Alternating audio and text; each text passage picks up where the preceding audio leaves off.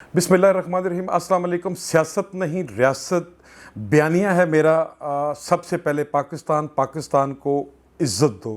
अच्छा जी, आज जो हालात चलते रहे हैं सुप्रीम कोर्ट के अंदर, मेरा ख़्याल है कि सारी दुनिया बखूबी उसको देखती रही है।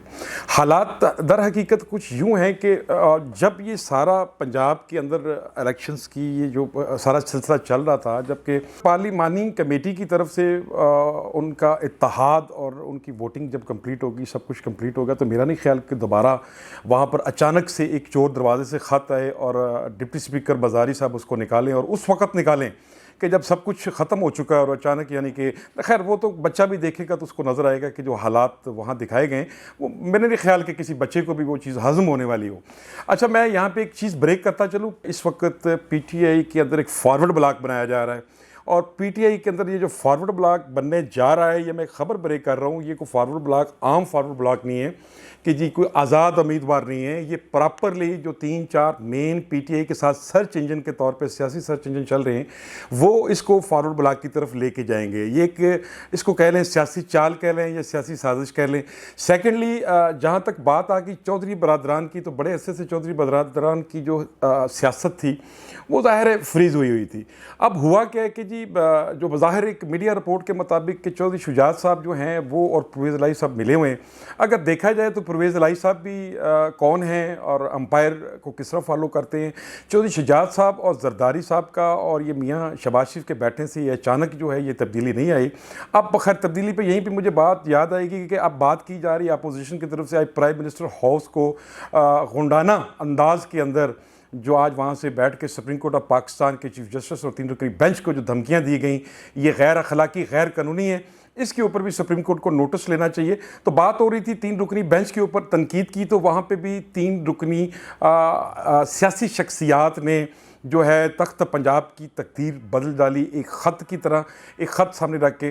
जो बात चौधरी बरादरान की मैं कर रहा था, तो वो चौधरी बरादरान का अब बज़ाहिर तो ये नज़र आ रहा है कि जी उसमें ये सारे भाई आपस में लड़ पड़े हैं और इनके बड़ी अख्तलाफात हो गए, जबकि हकीकत कुछ और है। वो हकीकत कुछ ऐसे बाद जाके आया होगी। इसमें मोहन सलाही को टास्क दिया गया है, इसी तरह चौधरी शुजात के साहबजादों को टास्क दिया गया है। इसमें चौधरी वजात भी अपना एक रोल प्ले कर रहा है और परवेज़ इलाही तो कर ही रहा है। देखें, ये वो टांगा सवारियां हैं और ये वही सियासी टांगा है और सियासी सवारियां हैं, ये वही सियासी ट्रेन है जो एक ही जगह से ऑपरेट होती है। इसमें कोई ढकी छुपी बात नहीं है। अब हालात जो हैं नून लीग के अंदर, जैसे कि कहा जाता है कि नून से शीन निकलेगी, देखिए नून से शीन तो निकल आई। अब नून से शीन जब निकली है तो वो शायद अब बज़ाहिर तो यही जाहिर किया जा रहा है कि जी आपस में दोनों भाई बड़े मुत्तफ़िक हैं, लेकिन बड़े मियाँ साहब बैठ के लंदन में बड़े खासा नाराज़ हैं। बड़े मियाँ साहब ने ख़ास तौर पे जरदारी साहब और इत्तेहादी जमातों के मेन करैक्टर्स के ऊपर उनको बड़े तहफ़्फ़ुज़ात हैं। बड़े मियाँ साहब से मेरे एक ज़ाती दोस्त की कल मुलाकात हुई, उन्होंने जो रोना रोया वो बड़ा एक खौफनाक रोना है। वो अपने उसी बयानिए को कि वोट को इज़्ज़त दो, एंटी एस्टैब्लिशमेंट बयानिए को लेकर जाना चाहते हैं। छोटे मियाँ साहब जो इसमें हैं वो नून में से शीन निकाल आए। छोटे मियाँ साहब की नून में से शीन क्या कामयाब होती है? क्या बड़ा मियाँ अगर वो एक्टिव होता है तो क्या वो भी आगे जाकर किसी ऐसी स्टेज के ऊपर पीटीआई इमरान खान के साथ कहीं इत्तेहाद कर सकता है, जैसे कि ये 11-15 रुकनी जमातों ने इत्तेहाद किया?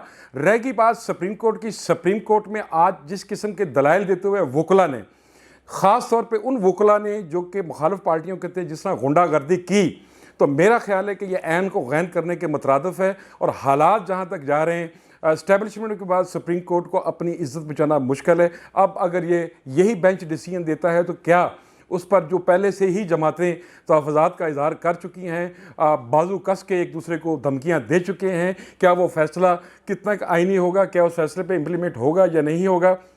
रही बात हमजा शहबाज की, हमजा शहबाज को जब सुप्रीम कोर्ट रजिस्ट्री लाहौर ने ये ऑर्डर पास किए कि जी इसको एक महदूद मतलब as a CM as a महदूद मतलब अख्तियारात के साथ उनको लेके चलेगा, लेकिन अगले ही दिन उसने उठा के पंजाब की तमाम कबीना का हल्फ उठवा के प्रॉपरली उसको ऑपरेट कर रहा है।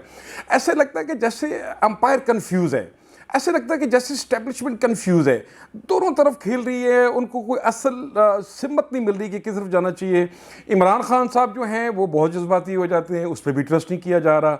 साद चौधरी 14 चोर जो हैं, यहाँ पर भी ट्रस्ट इस्टेब्लिशमेंट का नहीं बन रहा। मुझे अंपायर कंफ्यूज नज़र आता है IMF के एग्रीमेंट तक, और आगे आर्मी चीफ की जब तक आगे एक्सटेंशन या जो भी नए आर्मी चीफ की जो मामला चल रहे हैं वहाँ तक ये मौजूदा हालात इसी तरह चलेंगे। आज तारीख, कल डेट, फिर फैसला, फिर बैच। मैं एक और स्टोरी ब्रेक करूँगा, बहुत बड़ी स्टोरी है। इंफॉर्मेशन डिपार्टमेंट के अंदर एक PID लीक जो कि पनामा लीक से बड़ी आ रही है। मेरे साथ जुड़े रहिएगा और मेरे चैनल YouTube को देखते रहिएगा। तब तक के लिए इजाज़त दीजिएगा। अस्सलाम वालेकुम।